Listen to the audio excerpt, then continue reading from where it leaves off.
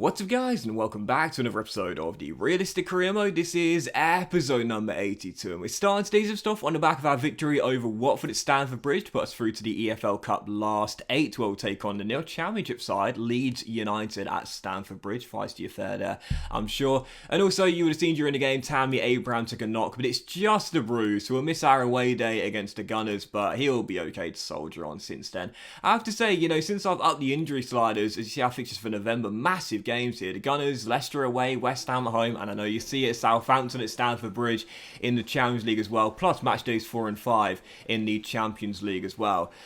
Yeah, I have to say, since I've upped the injury sliders, I really feel as though I'm getting a lot more realistic rates of injuries now. We've already seen Christian Pulisic be out for 4 weeks with a concussion. Tammy's now got a bruise as well.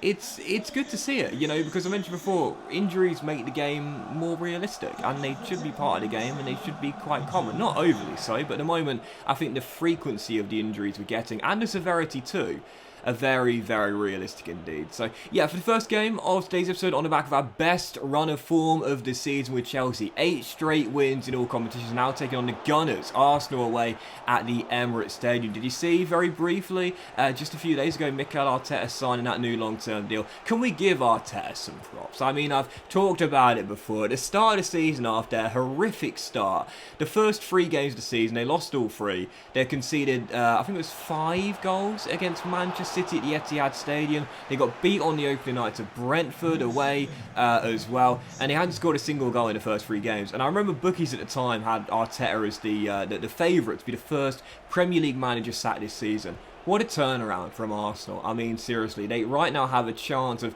getting back in the big time, back in the Champions League for the first time in several years. You've got to give the man credit for turning around, and he definitely deserves that extension. So, yeah, taking on Arsenal away at the Emirates Stadium here.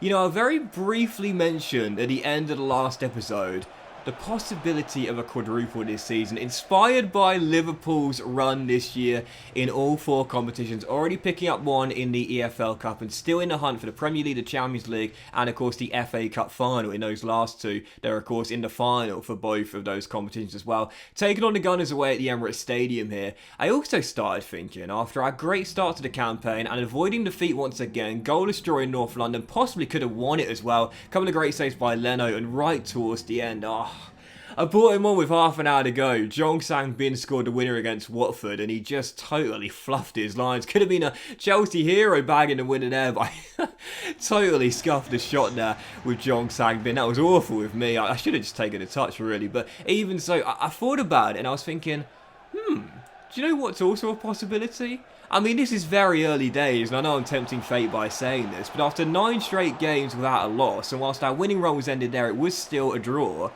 An undefeated season.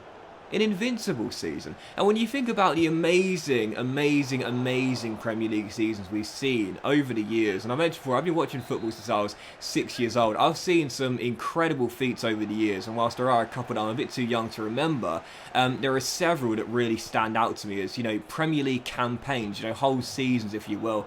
Obviously you got Manchester United's treble back in '99. If Liverpool do win the quadruple this year, that'll eclipse that achievement by Sir Alex Ferguson's Red Devils, of course. Arsenal's Invincible season, like I alluded to a moment ago there, I don't know if that'll ever be replicated. One season to me, which I think never really gets talked about in the same light as some, which I think is criminally underrated, is Chelsea's 15-goal conceded season. Ludicrous achievement, and I don't think that'll ever be replicated ever again. The second closest team is Arsenal back in the 1998-99 season, who only conceded 17. That was back in the days of Keown and Winterburn, just a rock-solid defence with David Seaman behind as well, I believe. But, that's an incredible achievement. 15 goals conceded in 38 games. I don't know if we'll ever see that again. Then, of course, you've got Leicester's fairy tale season in 2015-2016 season as well. Just some incredible feats that you wonder whether they'll ever be replicated again. Of course, Liverpool had the chance to add to that this season. If they win the quadruple, that'll be up there as one of the greatest campaigns of all time. Let's be honest here, they'll be etched in history, and I'm not sure that'll ever be done again. If Liverpool can pull it off, and as a football purist, I'd love to see it, but I guess we'll have to wait and see. Real Madrid in the final of the Champions League, Chelsea in the FA Cup final, of course, still Manchester City battling with them for the Premier League title this year as well. But yeah, this season, season, I think we've got a chance to do something special as well. The way we started off, 9 games undefeated now for the Blues, still haven't lost a game since January of this year, calendar year I should say, and during last season as well.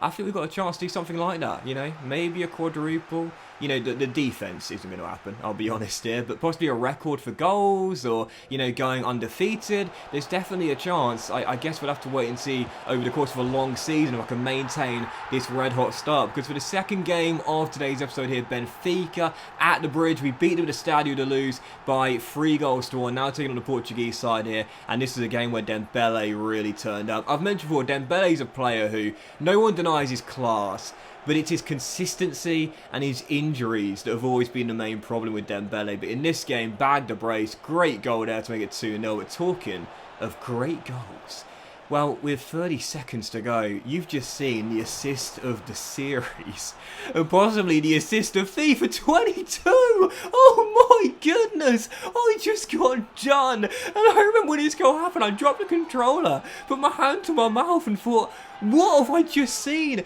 Eduard Mendy, who was having a stormer of a game, had all of his saves forgotten about by what happened here. For the third time in about 5 seconds, he was put on the floor, rounded three times, crossed it to the middle, headed it in the back stick by Yaremchuk, and Benfica grabbed a glimmer of hope, which in the end proves to be a consolation as we held on for the win. But oh my god, that was incredible. What was that, a roulette? There was another skill move in there as well, and a perfectly floated cross to the back stick. That was extraordinary, but unfortunately for Benfica, it means nothing because they remain bottom of the group. Shakhtar are now in second with 6, Villarreal have got 4, and after that big win against Benfica there, well, I can breathe a little bit easier. Yeah, it had been a very tough start to the group with just 2 wins in our first 3 games, but 2 wins in our first 3 games.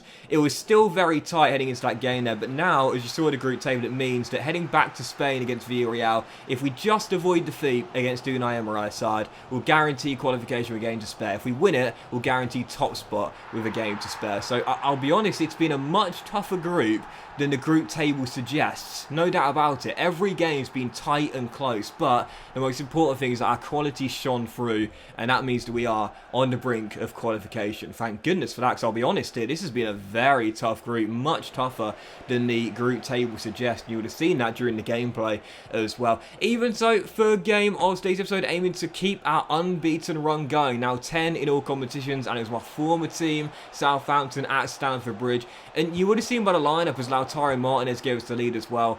This is something I really hope EA fixed in the next version of FIFA, and I don't know how it's not been fixed yet. Players playing out of position. Why is Oxlade-Chamberlain playing centre-half? What? Why is Ritsu Doan a holding midfielder? What? Like, it makes literally no sense. You know, you've got Vanderson, who's a right-back, playing right midfield. Okay, that's not too far-fetched, but because of that, he's got the Ox playing centre-half and Nathan Collins at right-back. So, like, what? Like, Vanderson should be right-back, Chamberlain should be CM, Ritsu should be right-mid, and Nathan Collins should be centre-half. You've got 4 players playing in each other's positions. It makes absolutely no sense, and it's really frustrating because, like, it's just such a common bug in this year's FIFA. Almost every game or every other game you go into, you got players playing out of position, and it might not affect the gameplay as much at times because of the fluidity of systems in FIFA, you know, all over really. You know, players sort of just go wild at times with their positioning, but it's still unrealistic when you see the lineups and you think, Oxlade-Chamberlain starting centre half. What? It makes no sense whatsoever. If there was an injury crisis, fair enough. When you've got one of the original centre-halves playing right back, it makes literally no sense at all. Even so, won the game by 3-0. Very comfortable victory there, and once again, our front three just absolutely dominating in that game. And right now, you know, it's just been an incredible start to the season. 11 games unbeaten in all competitions, and like I mentioned earlier, I think we've got a chance to do something special this year. I really, really do. I'm just feeling very in sync with my players. I know I got bailed out late on against Aston Villa, but I really do feel at the moment I'm performing pretty well. I feel like my team is my sort of team. I've got an alternate system for when the 5-2-3 isn't working. Yeah, I'm liking it a lot, man. Great start to the season. But final game of today's episode, Leicester away at the King Power. I'm going to talk about realism. I really liked heading into this game. It was such a tense and testy and very physical game as well. There were loads of very, very strong challenges. Lots of players hitting the deck.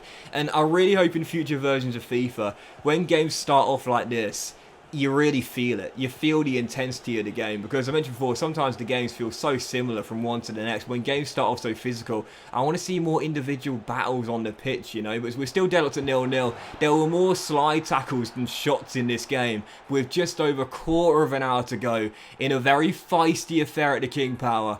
It's that man once again, Lautaro Martinez, once more with another goal for Chelsea. What a start he's having to life in London, and he's now got 11 goals in 12, leading the way in the race for the Golden Boot, with possibly the game winner as well. So up by a goal, very feisty, tense atmosphere at the King Power, which is why I wasn't surprised with 5 minutes to go to see this. Another player hitting the deck, and our first injury of the game as well. Pulisic hitting the deck and going down as well, as we're still leading by 1. The Foxes hadn't really caused me any problems all game long, but taking advantage of us being a man down here, Bernardo Silva, the former Man City man on the ball, rolls it through to Frank Kessie. The former Milan midfield out wide towards the Frutos, down the right, Cucurella wins it, but then gives it away. Kessie to Blake, rolls it across, and oh my goodness, Edouard Mendy, how many times has he made a massive save in a late game situation for me? He does it once again, denies Jeremy Pino the leveller, and we get the big win at the King Power. Final score 1-0, such a testy game. I want, like, really open future versions of FIFA. We see more conflicts on the pitch. Occasionally for an animation after a foul, you might see players coming together. I'm not saying I wanted fights, of course not, it's a 3+ game, but just a few more little conflict, chippy little mouthy talks, you know. That's how it felt playing the game. Most importantly though, we rose to the occasion, rose above it, and got the 3 points. Final score 1-0. We now take a 5-point lead on Liverpool. 12 games in, around a third of the season done. We're still top, we're still undefeated, and we're still going for perhaps an incredible achievement this season. Invincibles? Possibly. Quadruple? Possibly. Long way to go. Let's not get ahead of ourselves. But that will end today's episode of the Realistic Career Mode, guys. Big thank you for watching. If you enjoyed it, if you hadn't, please drop a like. Much love to you all. Have a fantastic day, and I'll see you for the next episode of the Realistic Career Mode very soon.